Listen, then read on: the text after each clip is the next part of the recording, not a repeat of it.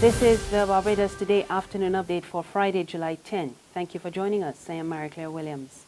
Labour Minister Dr. Esther Bayer has some strong words for employers and employees who do not adhere to the island's industrial relations protocols. Her remarks came after talks between the BIDC and the NUPW failed to reach an agreement over the dismissal of 13 BIDC employees. The matter is now headed to the court. Dr. Bayer says she will never again mediate in any dispute where workers remained off the job. She says last night's meeting must not be seen as a precedent. The other thing that usually happens in this country is that once we agree to sit across the table, industrial action is suspended. All right? A case was made, and I said, okay, what was agreed that there would not have been the escalation today that they would have intended for today. So it wasn't escalated, but it continued. That is something, again, that is not to happen again in this country. When we sit across the table to talk, we will suspend industrial actions. I said I allowed it, but it cannot be to set a precedent. The Business and Professional Women's Club is highlighting some of the challenges that Caribbean women face in the workplace. Sagicor Corporation's executive, Tracy Knight-Lloyd, told the club's meeting yesterday that in some instances, the cultural factors are different from those faced by women in other parts of the world. It is inconceivable for us to discuss leadership and not give full credence to the fact that the leadership paradigm for women, and I dare say women of color in the Caribbean, is different. Let's not hide from it. It is different. There is an extra effort required of female leaders, and that is a fact. There is an extra effort required too because for many of us, we are mothers, a key role which must be at the forefront of all that we do. And yet we still have many female leaders that we can draw inspiration from, who share experiences and advice and who guide us by their life's examples. Tonight you're about to honor one of those women, a trailblazer, Dame Maisie. And the semi-finalists for the Pic'O Calypso competition are in, and there's much celebration in the Big Show Calypso tent. It took the lion's share of the coveted sports. 9-time monarch, the mighty Gabby, Adonijah, Biggie Irie, Classic, Mikey, and Mr. Dale will represent the tent. They will face 4 from headliners, Adrian Clark, Crystal Cummins-Bettles, Colin Spencer, and Blood. From the House of Soca, there's Dre, Sammy G, and Sir Ruel.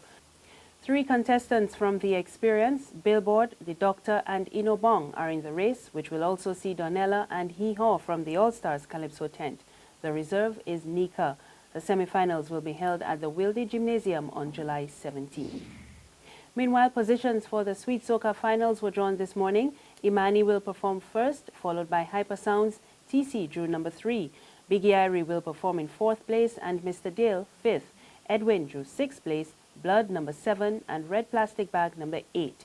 iWeb will be performing in 9th place. And in the Party Monarch draw, AC will perform first, Gorg 2nd, iWeb 3rd, and Hypersounds 4th.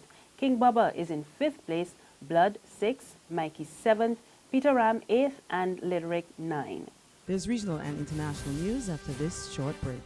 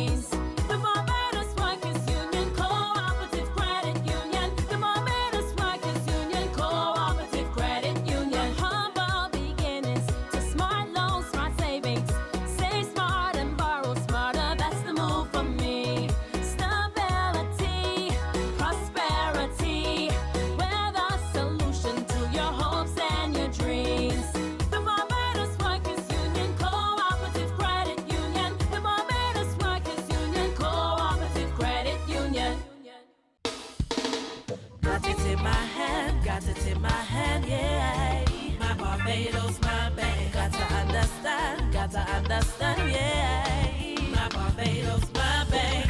Ain't nothing like a core bank spare. None of them others. just can't compare. You just got to love that taste. It's a world-class thing this land makes. Whether I'm cruising or at a bar, whether I'm at home, my back spirit's never far. For this blessing, got to give God thanks. My Barbados, my banks. To the region now, Guyana's President David Granger is dismissing claims by his Venezuelan counterpart that he is seeking to provoke Caracas as the border dispute between the two countries escalates. Nicolas Maduro made the accusations on Thursday in an interview with Venezuela-based Calypso. Granger told the National Assembly Venezuela's claim to the disputed area dates back to 1899. On the international front, a tornado swept through the outskirts of the Italian city of Venice, destroying homes and other buildings. According to media reports, one person was killed and dozens injured as the storm made landfall. More in this report from BBC News. Frightening from afar, terrifying from close up. The occupants of this car could see there was trouble coming, and then they turned the corner. As they tried to escape, the tornado tore off the tops of trees, along with parts of a petrol station. All they could do was pray. Across the district, people stopped, stared, screamed, and took out their camera phones. These pictures were sent to the Italian website YouReporter. In the town of Dolo, onlookers took cover as debris was sucked high into the air and then dropped all around. The devastation was focused on a small area, but it was intense. Roofs disappeared, and in some places entire buildings were smashed. Tornadoes are an annual event in parts of northern Italy, but that doesn't make them any less shocking. And that's the news. For more news, log on to www.barbadostoday.bb. You can also subscribe to our e-paper, email updates, or like us on Facebook. You can also catch us on Izumi Media in bus terminals or Screenplay at supermarkets and gas stations near you.